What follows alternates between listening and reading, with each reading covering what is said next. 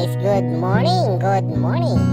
Guess who is in the house? So guys, dito po ako sa Montalban, Rizal. At ang ating hinahangaan na isang individual ay dalawa pala. Pero kung pagsasamahin, pwedeng dalawa, pwedeng isa.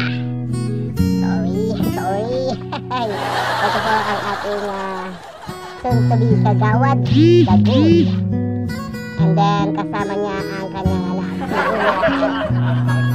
Parehas pong tumatakbo sa posisyon sa barangay.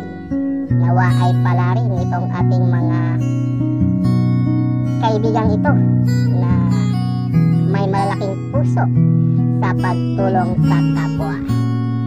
Ang pagpapala po ng ating Panginoon ay sumahinyong dalawa, mga kapatid.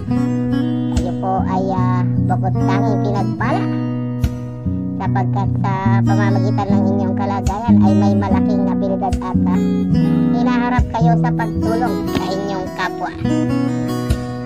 So guys, tunghayan natin ang kailang pamamahinga dito sa aming Pares House.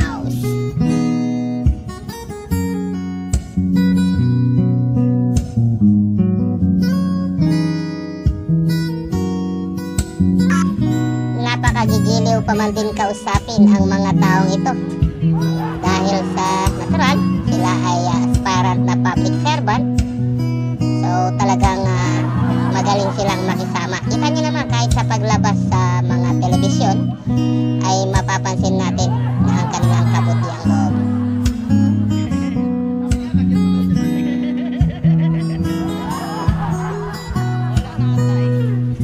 Yan ay si Dagul at si Inday Pastrana na mas kilala bilang Onanay. At syempre ang ating Dagul ay kilala na natin simula pa sa pagiging ungga, di ba ba? Na sidekick ng ating mga komedyante. Ayan. At ang ating Onanay na marami ng pinagbidahan sa GMA. Ito ang part ng Going Bulilit na hindi na naalis at nag-graduate. Bulilit na! Talagang sikat na sikat ang ating mga tiny marvelous people. So nawa ay pala rin kayo sa inyong pagtakbo sa halalang ito nagaganapin sa katapusan.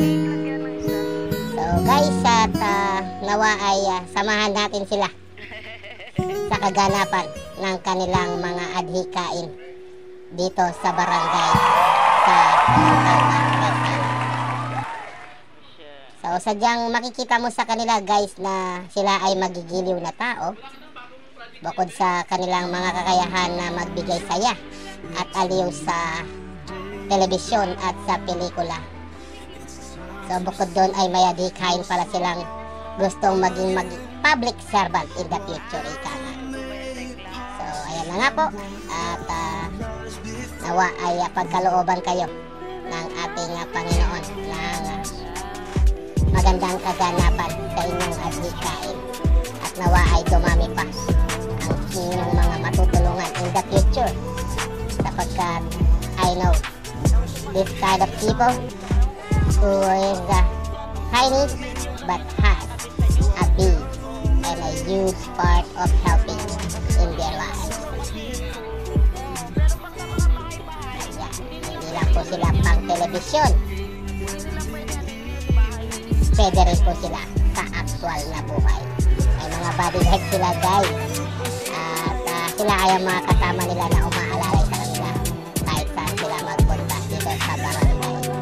Nagkataon po na dito sila namahinga sa mamihan at parisan ng aming kapatid. Kaya ayan, at nagkaroon tayo ng pagkakataon na makuhaan sila ng video. Yun lamang po guys. This is your host, The Finest World, updating. And let's choose to be happy and be courteous to others. And let the Lord God Almighty be the center of our lives. Please like, share, and do a comment. And click the notification bell para po maging updated kayo. video natin in the future. Ayan na. At dinala na siya sa kanyang sasakyan dahil aalis na po sila.